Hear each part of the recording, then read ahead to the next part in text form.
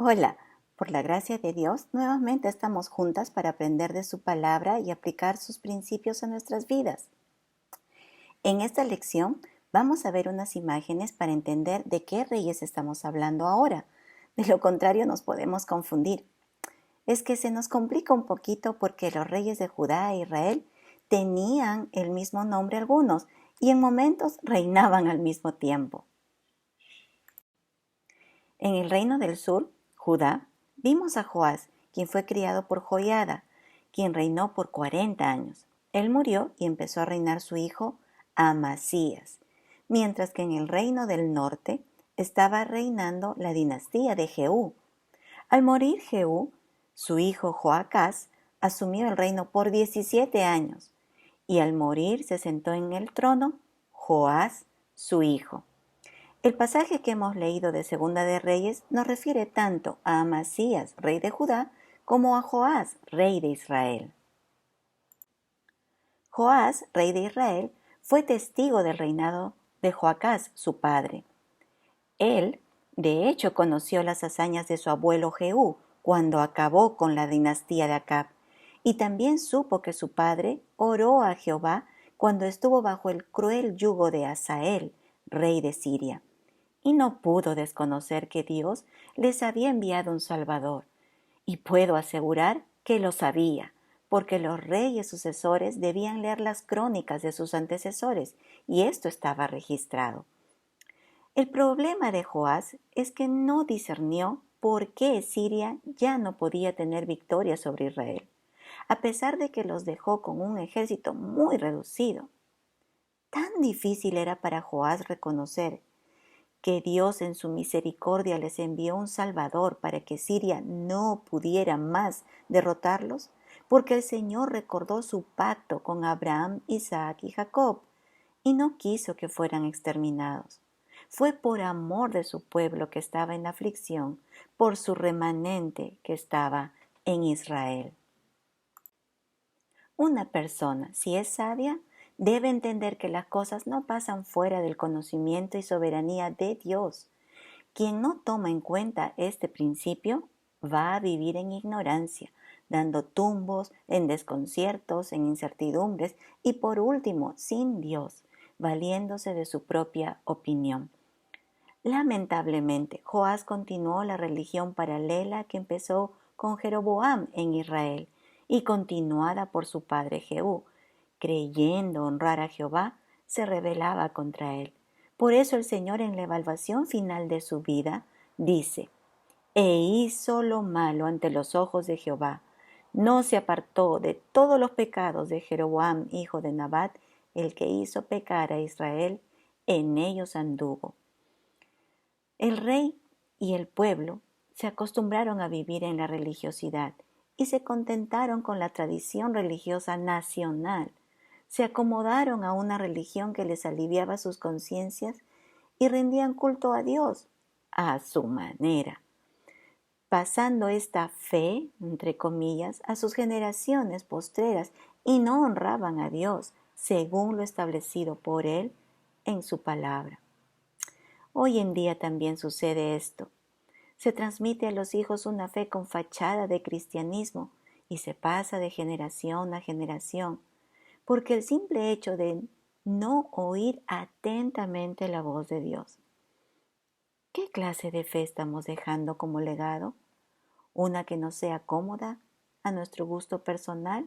¿O una fe que se basa en las Escrituras y con un testimonio de vida que honre al Señor? Este Joás, rey de Israel, dice en el texto de Reyes que fue esforzado para guerrear contra Amasías, rey de Judá. De Amasías dice el Señor que hizo lo recto ante los ojos de Jehová, aunque no como David su padre. Hizo conforme a todas las cosas que había hecho Joás su padre. Esto nos dice que Amasías sí consideraba al Señor y se conducía con algo de temor, aunque veremos más adelante que su corazón no era perfecto como el de David.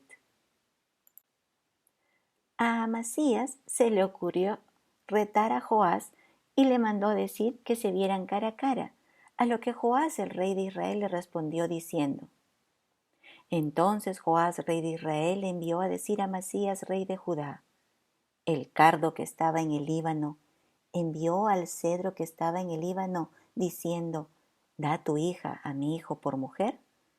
Y aquí que las fieras que estaban en el Líbano pasaron y hollaron el cardo. Esto lo encontramos en 2 de Crónicas, capítulo 25, verso 18. Al parecer, Amasías le había ofrecido hacer alianza entre ambos reinos, pidiéndole a Joás que diera a su hija para que se case con su hijo, a lo que Joás no accedió, y por ello Amasías le retó a ir al campo de batalla. Es que Amasías venía de una victoria contra los edomitas. Dios le había dado esa victoria, no su fuerza, pero el corazón de Amasías se enalteció y se creía que podía conquistar reinos por su propia fuerza. Joás le advierte que es insensato ir a la guerra, que Judá perdería, pero Amasías, como dice en 2 de Crónicas 25:20, no quiso oír, porque la voluntad de Dios era entregar a Amasías en manos de sus enemigos. ¿Por qué? Porque tomó los ídolos de sus derrotados edomitas, los llevó a Judá y comenzó a rendirles culto. Es decir, Dios no detuvo a Amasías de su necedad de ir a la guerra, lo abandonó a su terquedad, pues Amasías lo había abandonado a él. Joás, siendo un rey que hizo lo malo ante los ojos de Jehová, venció a Amasías, que conocía al Señor, y que hizo lo recto ante los ojos de Jehová, aunque no como David su padre. ¿Cómo podemos entender esto? Pues Dios estaba disciplinando a Amasías por haberse alejado de él, tras dioses ajenos. Muchas veces Dios usa a los inconversos para disciplinar a los creyentes, para que en lo apretado de la circunstancia a la que el Señor permite que vivamos, le busquemos y aprendamos lecciones que de otra manera no podríamos aprender, o para que dejemos de vivir a nuestro modo y prestemos más atención a su palabra y a la guía del Espíritu Santo. Finalmente, Joás, al negarse a una alianza matrimonial, cumplió, tal vez sin desearlo, un principio de no unirse a yugo desigual, quizá porque se acordó de Josafat y Acab, que trajo tanto mal a ambas naciones, o porque vio que no le convenía esa alianza. Cualquiera que fuera la motivación de su negativa de alianza con Amasías, Judá se libró de caer nuevamente en juicio por aliarse con Israel, una nación infiel al Señor. Amasías no pudo entender el error cometido por su antepasado Josafat y que por ello casi es exterminado su linaje que descendía de David. Su padre fue el único sobreviviente.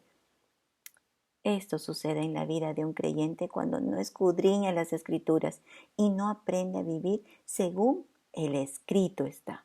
Se cometerá error tras error y finalmente se terminará abrazando a ídolos y abandonando al Señor. Nuestro buen Dios nos ayude a serle fiel y a caminar en integridad a la luz de su palabra.